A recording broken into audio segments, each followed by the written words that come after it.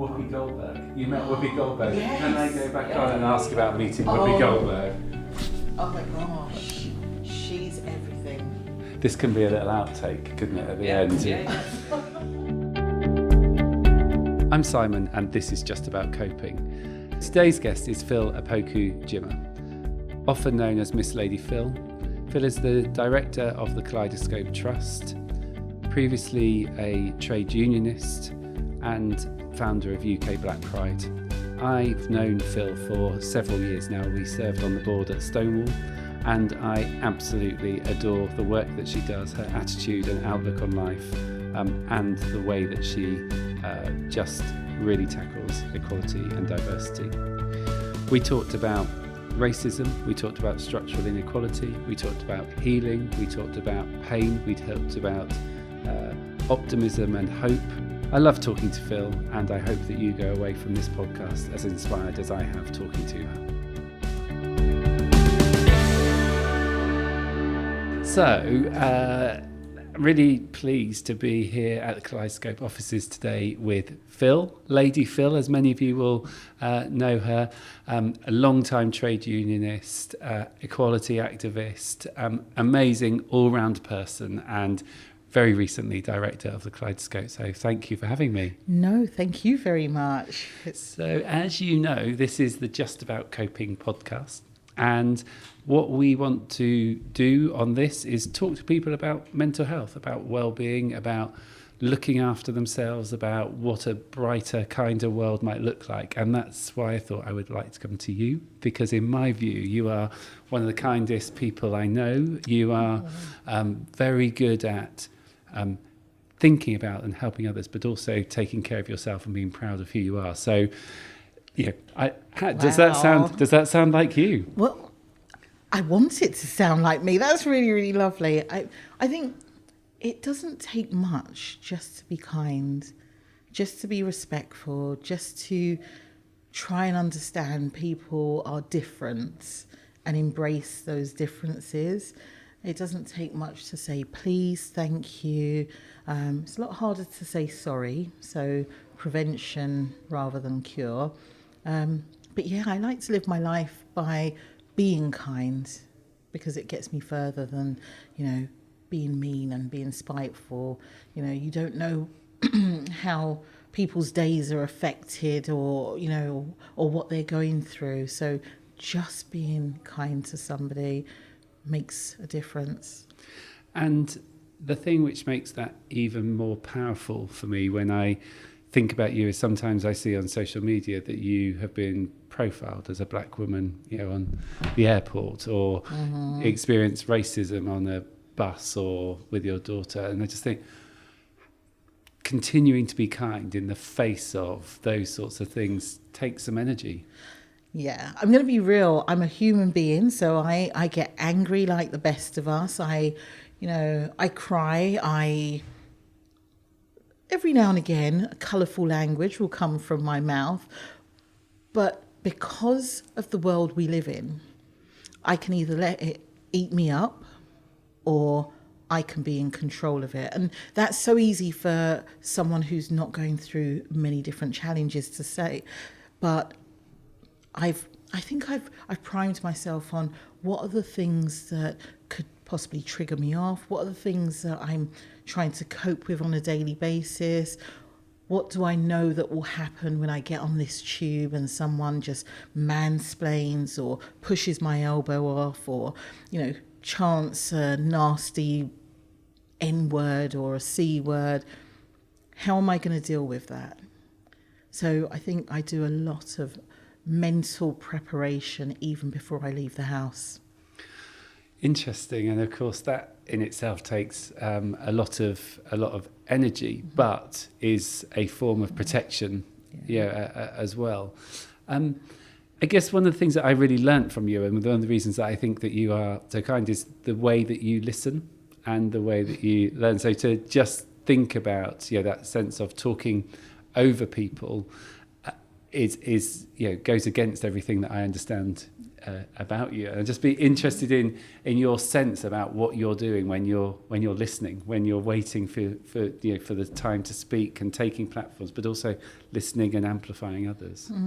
You know what I've learned is that when we're doing the work that we do, whether we're activists or just run-of-the-mill every day, being a mother, being a friend, being an ally, we've got to take time out and stop talking when somebody else is talking. But when I'm listening, I'm really listening and taking on board what someone's saying. I'm trying to gauge what sort of feelings they're feeling.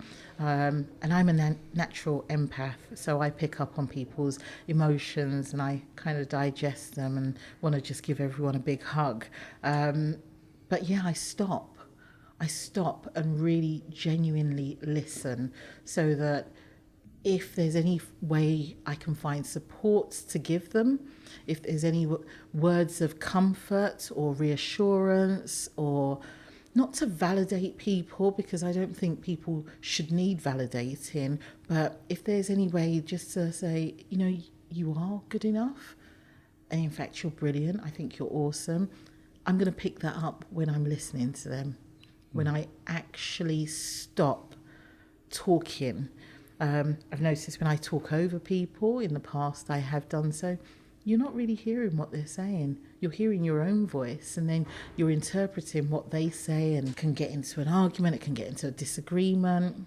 So yeah, listening is important. Yeah, really, really important. I always remember someone saying, if you talk over me, you don't want to hear what I've got to say, and you believe that what you've got to say is more important.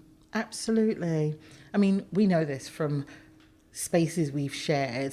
There are some people who do like the sound of their own voice, but then it's all about them. And they can't really call themselves an ally. They can't be a supporter. They can't amplify your cause with permission, of course, because they've not heard you. Mm. And I also think it's not just about hearing, it's about seeing. When you can stop and listen, it means you can also see somebody. Yeah. Being in that still moment and just hearing somebody, hearing your child, hearing your friend, hearing somebody who, is trying to express that they're in pain, or that they've gone for a really bad breakup, or they're having such financial difficulties that they don't know where to turn. You're not going to hear that if you're speaking over them. You're not going to hear that if you've turned around and you're focusing on 20 million different other things. But I think that's what can be hard, because we're all dealing with so many different life challenges, that when do you really find the time to stop when you're going through an enormous amount of, I won't swear, BS, for want of a better word, to give somebody else some time? Go on, say it, otherwise we're going to have to put it in the notes. Some people won't know what BS is. Oh, bullshit. Oh, I feel bad saying it. Yeah, but yes. Yeah, I mean, it's hard. And I think, I'm not even talking about young people. It's like this year at UK Black Pride, we saw the most amount of young queer people of colour in the one space in Haggerston Park. And what are we doing for our next generation?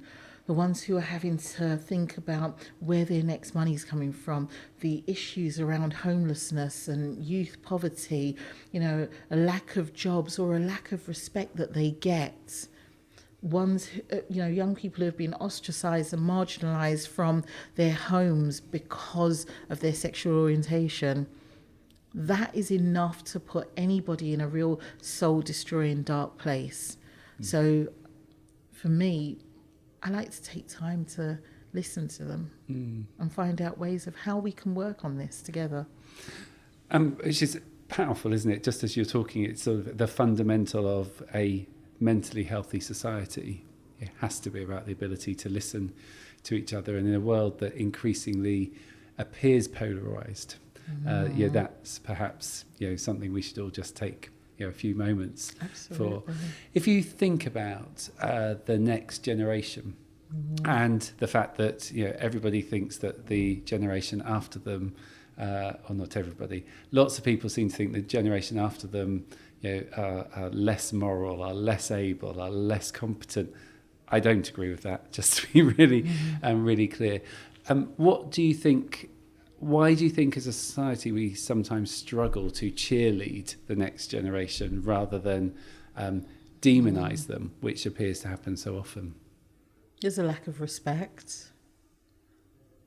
I think that there's missing conversations, this intergenerational conversation that is needed with the next generation is missing. I have a 24-year-old daughter, and I tell you what, I love hearing how she just navigates social media, what comes up, listening to her about, her dreams, her needs, her aspirations. But if I wasn't there, who is listening to that? She's seen as, regardless of whether she's LGBT plus or not, she's seen as othered. And young people are. My mum has this saying, and I've been saying it to everyone, to translate it, it's, you don't inherit this land from your parents, you borrow it from the next generation. And when we talk about standing on the shoulders of giants, people have paved the way for us to be here. Our ancestors have made that room, have sacrificed so much, but now there's something missing. There's a disconnect. We're not thinking about what was before. We're just thinking about ourselves in the here and now. And that could be for a number of different reasons, whether it's, socioeconomic status, where you are, what you want, the people that you mix with, what you have access to and what you don't. And I think that we're struggling. And I can only speak about the UK context right now, but we're struggling. So everyone has mental health, but it's when it becomes poor and ill mental health that it becomes a problem, because then they don't want to speak about it. So we've had some, and I don't mean to digress, but we've had some amazing people doing some work around mental health, poor and ill mental health, like yourself, Simon, Alex Leon, Kaiser Rose. There's been some people doing some great stuff, but I think we're not usualising the conversation enough. And I use the word usualising as opposed to normalising, because I don't know what normal looks like. Yeah. And I've never heard the word usualising before, so talk to me about usualising. I guess what it means, but what does it mean to you? So I was at a conference, and I said to everyone, we need to normalise the fact that we are here in this space. And a young woman came up to me afterwards, and she said, I really don't like that word, normalising, because she said, can you tell me what is normal? And I'm like, I can't tell you what is normal, because normal doesn't exist in an everyday sense. She said, well, why don't you consider using the word usualising? Because it should be usual to talk about things. It should be usual to occupy space. It should be usual for us as women to be prominent. So I'm like, yeah, I like that. So I use the word usualising as opposed to normalising. I think it's definitely one for the vocabulary, so thank you. Can you just talk to us a bit about, you talked about the places we work, the things we do. Just talk to me a bit about your last decade of work and pleasure, and the link, the boundaries between the two, given how much of your pleasure is work related in the sort of activism sense. Right. Oh my gosh, what a big question. I think the last decade,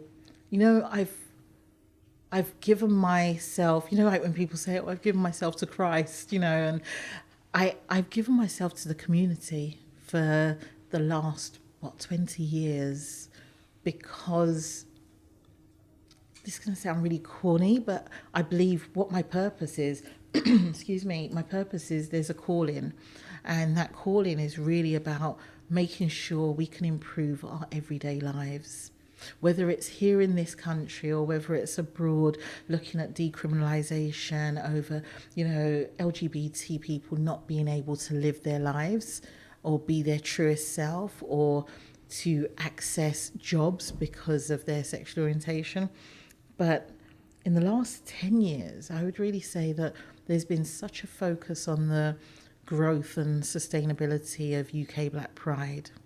And, for some of your listeners that don't know what UK Black Pride is, it's an organisation that was set up to really look at the needs and aspirations of Black, or BAME, which is Black, Asian, Minority Ethnic, or POC, which is people of colour, within the UK, who are connected to the diaspora, whether they're African, Caribbean, Asian, Latin American, Indigenous population, who happen to be queer or happen to be LGBT.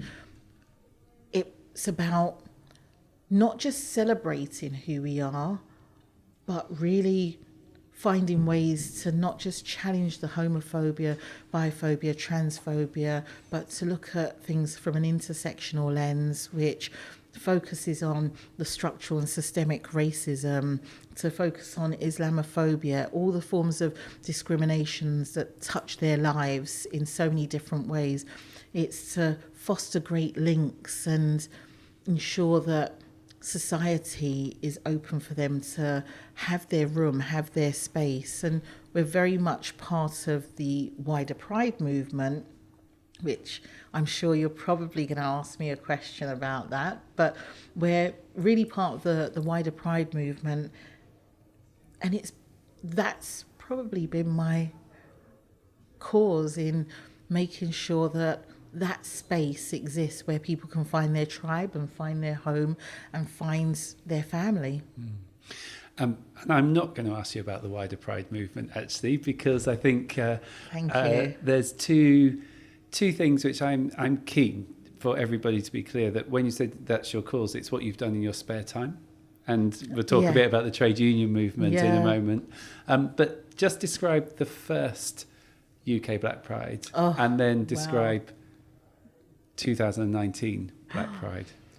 So 2005 UK Black Pride, Southend-on-Sea, Shrewsbury-Ness, 200 people, marquee, music, a jerk pan, which was jerking chicken, and the rum punch, dominoes, we're by the sea, and these 200 people were just in a space which was by us and for us. It was amazing, actually. You were making me reminisce on a period where we thought we would never have a pride in this country that lent itself to looking at our difference, to embracing all the unique things about Black and POC people in this country who happen to be LGBT.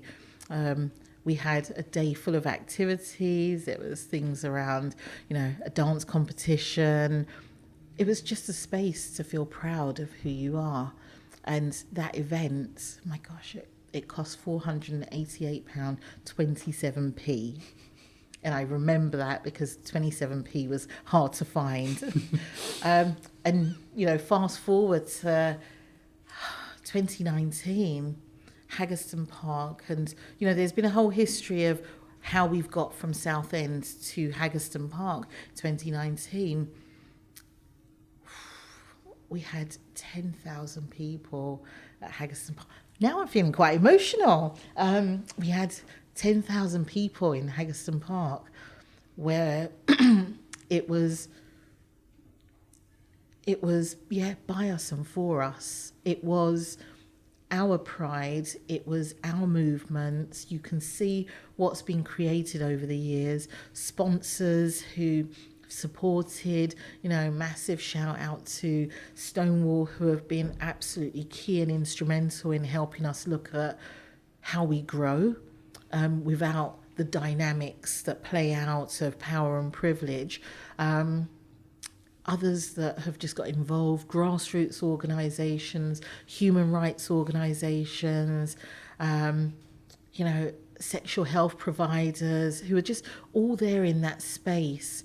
Corporates as well, which are looking to diversify or provide internships or jobs for queer people of colour, black people, LGBT people.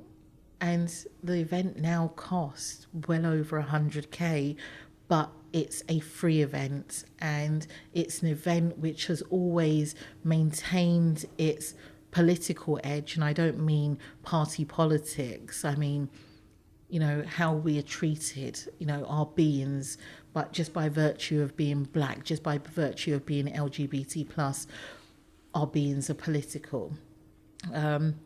It's always put people first, so it's about people over profit. Mm-hmm. And our volunteers who come out year after year after year, Simon being one of them, they make it happen. And if any UK Black Pride volunteers are listening, you don't have the advantage I do of seeing the pride on Phil's face as she's talking, but there is pure pride and gratitude. And love. And love. Absolutely, yeah. Talk to me a bit about the trade union movement at the same time. You were obviously equality and diversity. I was head of equality and inclusion, and before that I was head of political campaigns and equality. At PCS? As PCS, Public and Commercial Services Union, which is the largest civil service trade union. So it meant that the members we represent were connected or worked in Ministry of Justice, Ministry of Defence, HMRC, DWP, all of central government, not local government. Yeah. And so whilst you're, as you say, your calling, your passion for the last 14 years or so has been UK Black Pride, clearly the wider agenda around equality and ensuring that everybody can succeed has been the other side of your coin. But I'd just be interested if you can think about some of the areas where you think we have made progress around equality at work, and some of the areas where you think still got to go, because it seems to me, and we'll talk a bit more about this later, that you can't have well-being at work unless you've got equality. You can't have true well-being at work unless you've got true equality. So just be interested to think a bit about equality at work and where you think gains have been made and where they haven't. And I should say, the trade union has been a big part of my life, and also my parents, when they first came to this country. So I don't want anyone at PCS to think, gosh, she's written us off already. I think the trade union have been absolutely key in the gains that we've made. They brought us the weekends. They're looking at fighting against the 0 hours contracts, which are so discriminatory, and have people working all hours. 1 minute they have a job, next minute they don't. The exploitative nature of some bad employers that, first in, last in, first out the door, based on disability, discriminating against people, and not providing reasonable adjustments. If it wasn't for the trade unions and the representation that people have in taking things to, whether it's an employment tribunal or just putting in a grievance to explain the challenges that they face based on poor policies in the workplace, we would be really stuck. And of course things have changed for trade unions, but they've been brilliant. So if I say the gains that have been made, we've only got to look at the 2010 Act, the Equality Act. So most people don't always know how that came into force, but with the horrible murder of Stephen Lawrence. Stephen Lawrence was murdered in southeast London, some 24 years now. What happened is that his family lodged an appeal. They wrote to everyone that they possibly could, and there was a report that was written by Dr. McPherson, the McPherson report, and that report highlighted institutionalised racism within the Metropolitan Police Service. So with that came a number of actions that had to be taken forward, looking at whether it's goods and services, whether it's, the discrimination that has been widely felt by black people or people of ethnic minority. And really, the Equality Act was born out of those recommendations that came out of the Macpherson report. So we benefit from equality legislation that protects us in the workplace based on protected characteristics. Remember, I said goods and services, but as LGBT people, we can go to a hotel and ask for a shared bed without feeling that we're going to be judged or that we're going to be turned away. So yeah, the Equality Act was a big landmark for us. And, you can use that in the workplace. And again, trade unions were very much behind the Stephen Lawrence campaign, were very much behind responding to government consultation about what needed to go in that Equality Act 2010. Yeah, that's the biggest one that I could think of, because there's so many different gains that we have made. We could talk about equal marriage, we could talk about the change in the Sexual Relations Act, race relations, but the Equality Act 2010 forms most of that. Yeah, and obviously we have made enormous gains, as you say, but structural inequalities still, everyday reality for people that are born out in all sorts of different ways. Just be interested if you could talk to me a bit about structural inequality and mental health. Structural inequality and well-being, maybe. Because sometimes when you say mental health, people think, but I'm not an expert. But what you know and understand about structural inequalities, well-being, a sense of self. So I think there's a question, though, how many people get to access services which will allow them to look at some healing of themselves? How many people get to access services where they can sit down with a therapist once a week? If there are barriers to that, then that's a structural problem. If there are finances attached to the services that you can access, then that within itself is going to be a problem, and people are not going to be able to find or have resources that allow them to navigate this world, which can be ever so painful, ever so trying, ever so challenging. I think some of those structural inequalities that I may have seen around accessing services around well-being and health-related matters have by and large hit ethnic minority people. I mean, I hate the word minority and I hate the word ethnic, but we're the ethnic majority, I should say, but has hit those groups of people, and maybe because reporting or going to a doctor when you're from an African or Caribbean or Asian background to say to them, can you signpost me somewhere because I'm really feeling suicidal, or I'm feeling that I just can't get up in the morning. I think there are different layers and barriers that are within our families, within our culture, where we don't talk about these things. And the moment you don't talk about it, you're not usualising it. If you don't usualise it, then it's never spoken about, and you just carry on going through your daily rigmarole of, I'm just going to cope. And sometimes just coping is not good enough.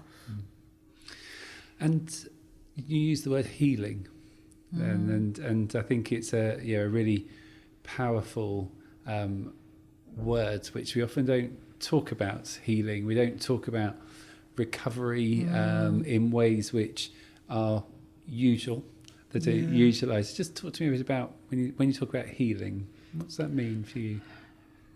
Healing means a lot of different things, to get a sense of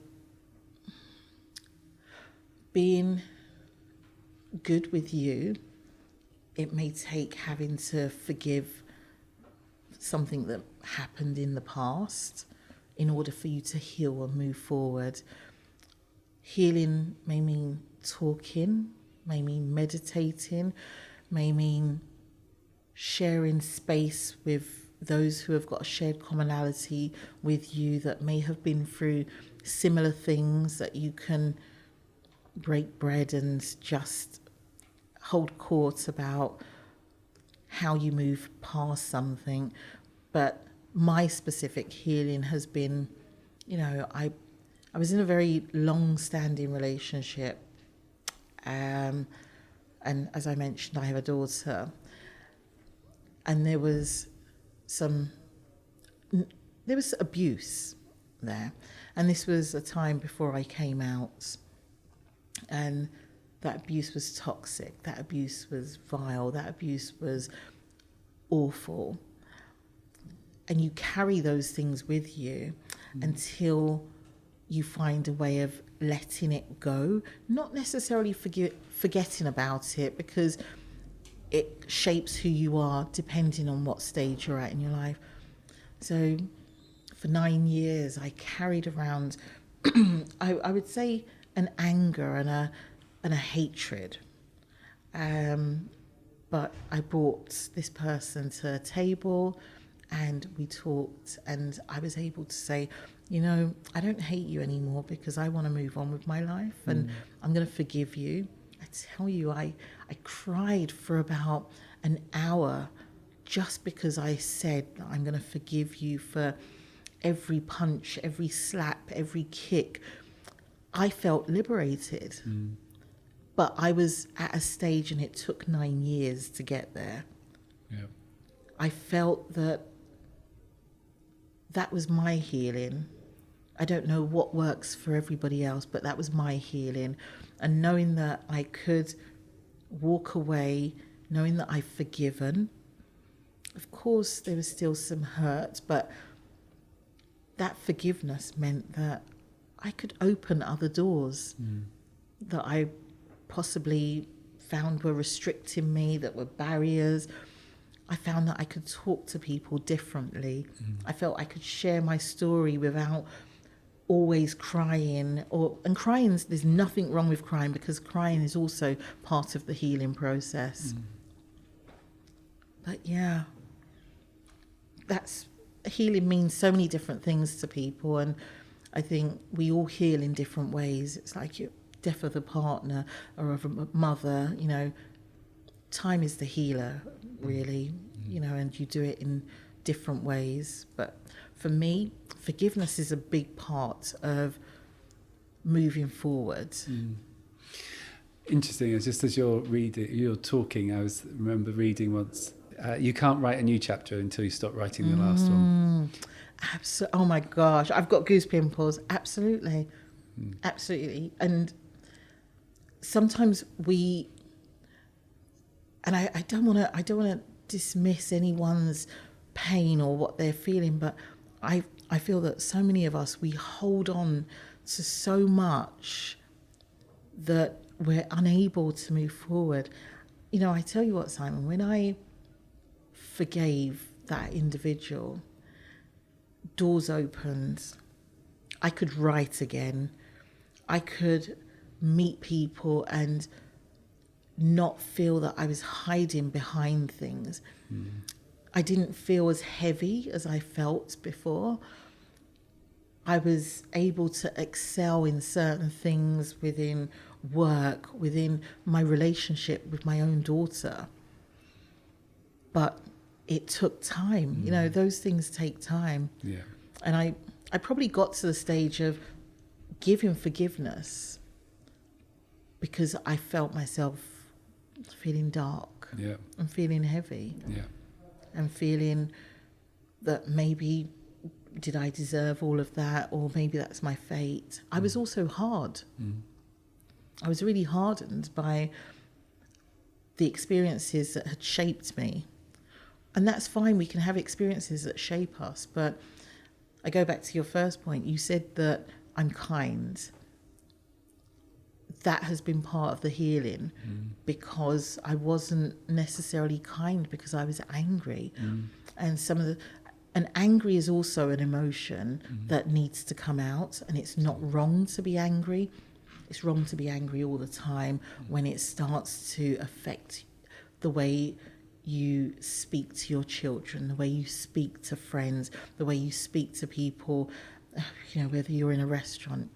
Anger can turn into hate. And when you start to feel hate, when you start to feel dislike and utter disgust towards yourself, that's when the part in your brain starts to play havoc with itself. And as you were just talking, I was thinking about that heaviness, in my experience, is also connected to, am I ready to let go of the shame? For me, when it's like, okay, and hadn't connected that before, but really interesting as you're talking. Shame is also powerful. I mean, we hold on to that because nobody wants to feel embarrassed, but actually there are so many people in this world who have gone through the same thing you've gone through, if not worse, and they're living. Yeah. And I think I got to that stage, 9 years on, I want to be able to live. And I couldn't do the work I do today and be there for the amount of people that I am there for if I didn't feel passion for the world I'm living in, if I didn't want to live, if I didn't want to survive, if I didn't want better for the next person or the next generation. Yeah. Talk to me a bit about self-care. Feels like the perfect segue, Phyll. I often, people will say that I'm busy, and when I look at what you're doing, sometimes I spend most of my life on the sofa. I can't talk to you, Simon. I'm busy. I'm not going to talk about self-care. I'm busy. I'm not so good at it. I've got better. Did I just cut you off? Nope. Does that mean that I didn't hear the question? I'm looking forward to the answer to whatever you thought I asked. How do I apply self-care in a ever-increasing busy life and schedule that I have? So I like to write. I write for Diva Column. I have a book that I co-edited with Ricky Beadle, Blair and John Russell Gordon. I have moments of silence. I love reading Audre Lorde. I've got Bell Hooks on replay as an audiobook. I love also looking back at some of the things that I wrote many years ago about UK Black Pride and where it would get to. But I think how I apply self-care is switching off sometimes. And I don't get to do it enough. Like I don't sleep enough. And I say to people, to apply self-care, you need to sleep. And you need to allow your body to heal and recuperate and build up. So I'm learning to sleep a bit more. That means not picking up the phone at 2:00 to see who's just tweeted something. So I turn notifications off. I know it sounds small and little, but my phone, I've not even brought my phone in here. And I was earlier on thinking, should I bring my phone in here? But actually just us talking like this is also self-care. Being able to share with somebody things that happened in the past that you're now at a stage of growth that you can talk about without completely crumbling. It's self-care. Yeah, and always getting to see people that I don't see, like yourself, and us taking selfies. So, there's lots of things that we can do as self-care, but there's something that I love doing the most, and it's a sister circle. Being around a group of women who have that lived experience, that shared commonality, that understanding of the various struggles that we face in work, but being in the space, not just talking about those challenges, but what's making us happy, talking about our girlfriends, our partners, what we want to do, which cruise we want to go on, and having moments of nobody's allowed to say anything negative for the next 20 minutes, but we've all got a subject matter to chime in on. That self-care, being amongst people who matter, who, and sitting in front of the TV, letting it watch you with no bra on and eating popcorn. That was a bit too much information, so might have to cut that out. But yeah, that's self-care for me. It's a good tip. It's a good tip. And just thinking, you talked about Audre Lorde, you've talked about other inspirational people. What's some of the best advice you've ever been given? The moment someone whispered something in your ear and you're like, okay, I hear that. There's a woman called Valerie Mason-John, and she's just amazing. She's everything. She's a writer. She has like a 7-step program. She's written books, and we were at an event, and she said, I've watched you for a number of years now, and she goes, I just want to let you know that I think that you are amazing. And you listen and you embrace that, and I heard it so loud and so clear.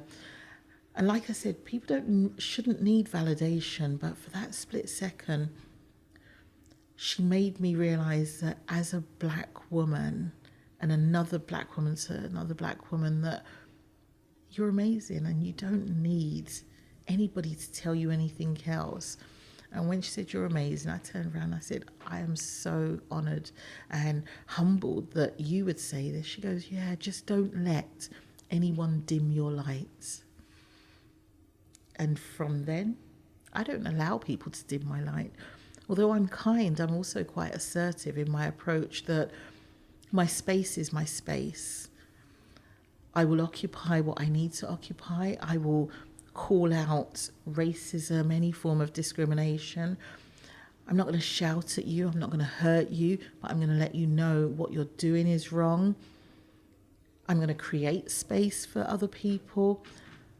And even those that don't like what I'm doing, I can't focus on that too much. Because, as I said, it's not about just me in the here and now. It's about the next generation. So my last question, I think it feels like we're heading towards that. If you were to look 2, 3, 5 years from now and thought about well-being, what would your hope for different communities be? What's if you obviously utopia, we're not going to get there in 5 years, but if we were walking in the fields towards utopia, what would be happening around us? What would be changing? I want to know how you would answer that question, Simon. Didn't prep for that. Yeah, because it's really interesting. Of course, I want world peace. I want access to justice. I want nobody to have to struggle and be alone. But I always like to know how somebody would answer that sort of question that they would ask me. What would you want to see in the next 5 years as somebody who is the CEO of an organisation which supports people? What do you want to see in the next 5 years? So many things. But I think at the heart, I would like us as individuals, the things which are in our control and power, to take a bit more time, be a bit kinder to each other, recognise that rights are not a zero-sum game and that there's space for all of us to be amazing. I'd like good education, fair pay, access to quality mental health services, people to feel as though they've always got somebody on their side. So similar to you, in all of those things. But I guess where I have learnt a lot since being at MHFA England is we have more power in ourselves to make so many of those things a bit truer than they currently are. And it's too easy to look to government. We know that government is not going to do many of the things right now, or a different government, who knows. It's not a party political statement, it's just a fact. There will never be enough money, there will never be the ability to do everything, but actually our ability to amplify people's voices, to say you're valid, our ability to ask someone if they're okay and put an arm around them, figuratively or otherwise, it's free. It just requires us to put our phones in the room next door sometimes and look a bit more at what's going around us. I love that answer. I mean, I love that. And I think and it's not a utopia, I think some of the services that are out there, I want power dynamics of privilege, those with influence, those who are able to access things to change. Because if that's not balanced, we're always going to be in the same situation where the scales are going to be unbalanced. The rich getting richer and the poor getting poorer, and those who are getting poorer will undoubtedly be hit by poor and ill mental health. And I'm not saying that those who are rich that are not, because they could be going through a number of things, but just by virtue of being born into poverty will lead you into some very dark places and soul destroying places. So shifting power dynamics. Absolutely. And Dr. Ranj, who you will know, talked about a kind set. And if it's a summary of it, wouldn't it be great if we moved to a world that was a kind set and all of us were 10% kinder? Absolutely. The difference that would make in all sorts of areas. Even just saying hello to somebody, smiling as you just walk down the street at somebody, not the wolf whistle, why aren't you smiling, girl, but just somebody walks past you and you just smile and you nod, or say thank you to the bus driver when they've let you off. Help somebody get up the stairs who's got a buggy. Being kind costs nothing.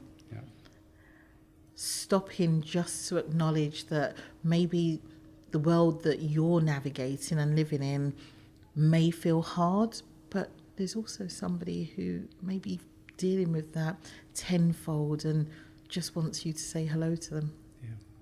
And I have to say, get rid of prejudice and stigma, full stop, on all sorts of issues. Absolutely. That has to be a particular mission. And we didn't talk about health in terms of, you've just mentioned stigma, but HIV, AIDS, thalassemia, sickle cell, all of these things which affect different communities in different ways, that has such an impact on your mental health and well-being. And also how you deal with healing, because healing for somebody would be very different based on, their health-related issues. Okay, so gonna say thank you very much, but I can't end without saying how brilliant I think you are, and how the light that you shine on other people and the space you create for other people is amazing, and you deserve all the light that's shone on you. So very proud to know you, and the work that you're doing is fab, and you're brilliant. Thank you, and so are you. It's just a mirror reflection, right? When you see something great in somebody else, it's part of what you see in yourself. So thank you. Time for a hug. Oh, yeah, I need one. Oh my gosh, you've made me cry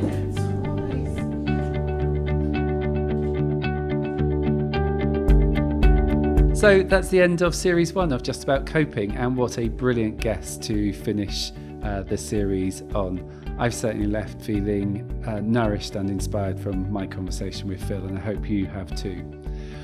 Please do leave us a review if you haven't already. We're going to take some time out now to think about what we've learnt, to absorb the feedback. So if you've got ideas about what the future might look like, please do let us know, and please do use the hashtag JACpodcast. Thanks very much for listening over the first series of Just About Coping. It's been great to have you with us, and until next time, I'm Simon Blake, and thanks for coping with us.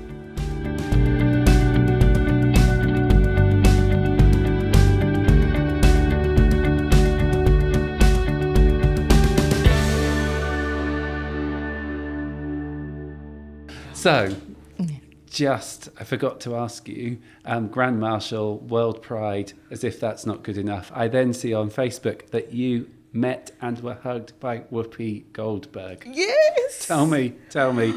Oh, Whoopi Goldberg is everything. Oh.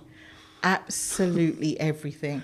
You know, like for years and years, you watch her on TV, Sister Act, The Colour Purple, and she calls you on stage and she gets your name right. She says it perfectly. And she talks about UK Black Pride and the movement that has been created. And then she goes into something else, and she gave me the biggest hug and said, well done for everything you're doing. I said, I love you, Whoopi. That's the only thing I could say to her. I said, I love you, Whoopi. And then we walked off the stage together, and she held my hand as she was coming down the stairs. And she said, oh, I'm getting on a bit now. And I said, I love you, Whoopi. I literally couldn't say anything more. And I said, I'd love to get a picture with you and sit and talk. And she goes, please take a picture, and it'll be great to stay in contact with you. So I feel like she is, yeah. I was waiting for her to say that, you know, we can get married or something. I don't care about the age difference, but she is, not that I'm outing her. Oh my gosh. We'll cut that It's bit. on Wiki. Yeah. Oh, is it? But she's amazing. Oh. She's so down to earth. She's funny. She's hilarious. She's real. She's genuine. She's not got any airs and graces about her. Yeah. Still my beating heart. That's all I can Yeah. say. I remember being given her book when I left Wales, so in 1997 or 98, and just reading it, and I fell in love. I fell in love. I questioned my sexuality. Oh, really? I properly fell in love. Oh, well, she is. Have She you keeps on washed? saying she's everything, but Have you washed since the hug? Do you still have the I clothes? think I've got the dress. I'm not sure if I've washed it. You know, when you want to get someone to sign your skin, because she's amazing. I mean, I have to admit, I must say, I met also some other amazing people. I was with Laverne Cox, India Moore, Dominique Jackson, and I was interviewed on what was the equivalent of the BBC by Billy Porter. So, you know, the Stonewall uprising, the celebration of World Pride was really a tale to tell the grandkids. Yeah. Well, and testament to the amazing work that you've done here. But watching you on that car with your fan going down the street was something else. But watching you being hugged by Whoopi, even something else. Yeah. Oh, thank you.